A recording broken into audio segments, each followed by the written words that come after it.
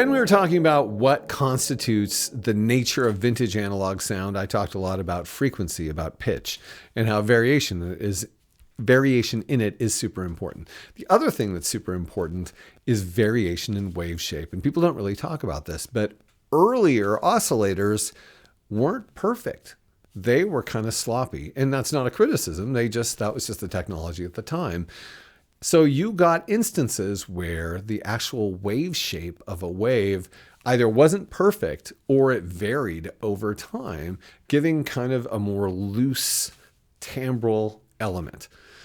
Not distinctly loose, but like just it gave it a character that was present.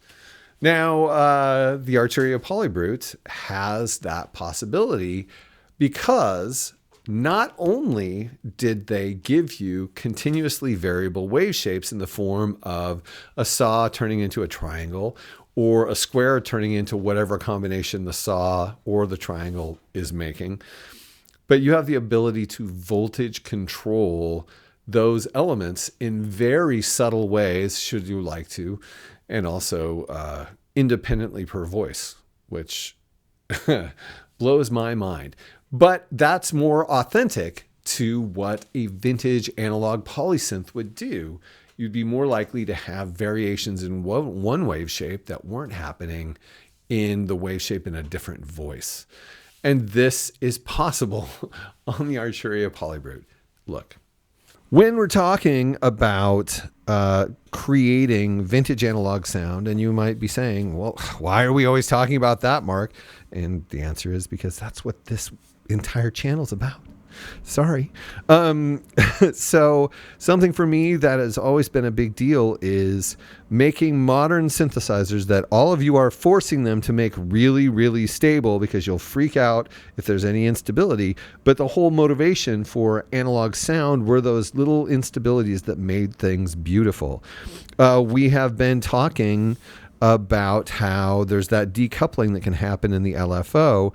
And another thing that exists in vintage analog sound are wave shapes that don't quite hold their shape. There are variations that cause the waveforms to vary slightly. And that leads to a really vintage analog sound. And in the same way that I showed you, you can harass the pitch with LFO1, you can also do that with wave shape. So let's go down here. Here, I'm going to set oscillator 1 to a sawtooth and to a square wave. And because of the way that this is arranged, if we set this to square wave, we're just going to hear the square wave. But if we go over here into our mod section and we choose that square wave knob, we can modulate it with LFO. What we're hearing right now is it's swinging back and forth between the square wave and whatever this knob is set to, which is currently saw. Now that's pretty extreme. We might actually want something more subtle than that.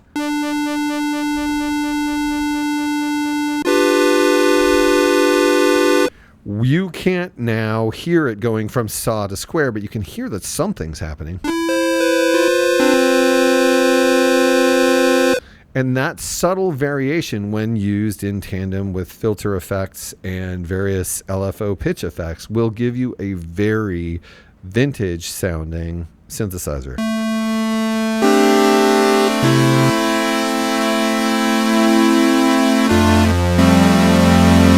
And a very broad, rich, fat synthesizer.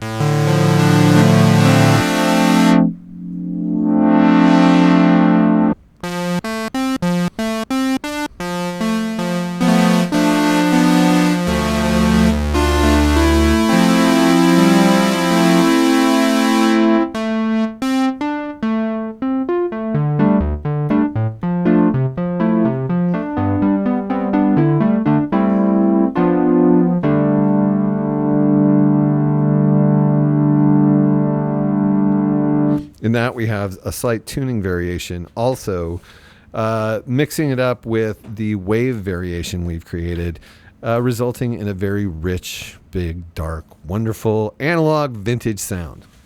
There are so many things like this, and to be honest, I just picked 10 of them. There are a lot of other things that we could focus on. I could have shown you voltage controlling effects, using effects as sources of synthesis instead of just being effects like, oh, here's a chorus or whatever, using effects to acquire synthesis outcomes through voltage controlling them, which is astounding. All the amazing things that go into wave folding or the various forms of synchronization you can do between the oscillators that are extensive. Frequency modulation of one oscillator by the other. I mean, you can do a complex oscillator with looping envelopes. You can boucleify this polysynth, which is very bizarre. There are so many things. The possibility with splits and yeah. I know, and I'm sure some people are saying, hey, Mark, did you happen to forget that there's a sequencer on there? And there is. It's a polyphonic sequencer, and you have incredible editing control over it. It's astounding. So again, yes, I am raving about this synthesizer. I am telling you it is one of the best synthesizers I've ever played. And this is not a shill situation. This is me being honest about finally finding a polysynth that thrilled me to the degree that I would like to be thrilled by a multiphonic polysynth. I'm looking down right now because it's in front of me. You can't see that. You just think that I'm looking down like some sort of psychotic. Anyway, so this is just, again, as I say in every video about every single thing, I'm just scratching the surface of the great things about this synthesizer. Arturia has really done an amazing thing. And yes, this is somewhat editorial and definitely laudatory, but this is how I feel about the Arturia PolyBrute. Thanks for watching.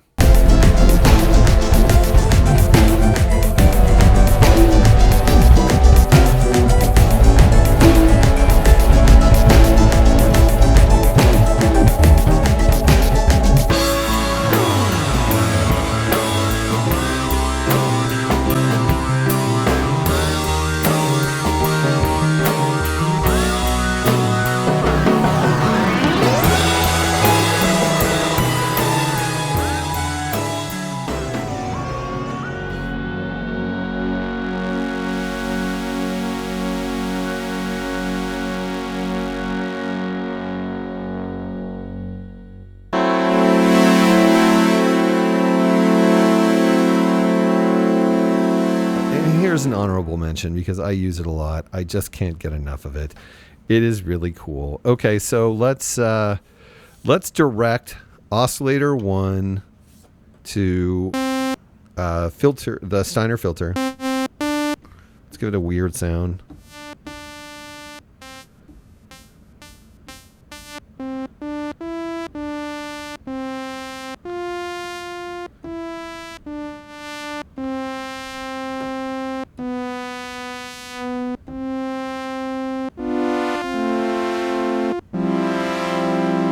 That's very nice. Okay, now let's stop listening to that. Let's go over to VCO2.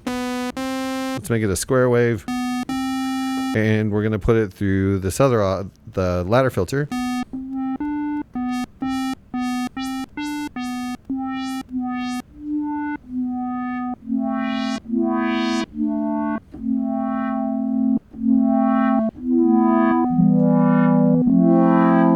And give it that annoyingly traditional sound. Now when we have them both happening, we have this.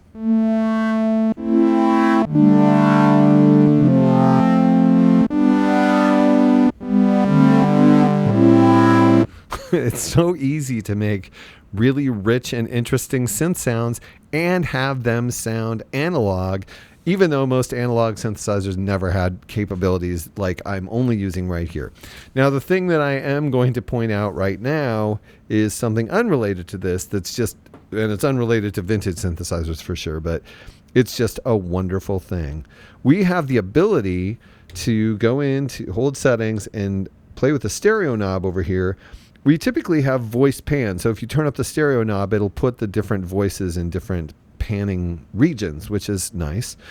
But if you turn it to 2, you'll get that. And one filter will be on one side and the other filter will be on the other. And you get this.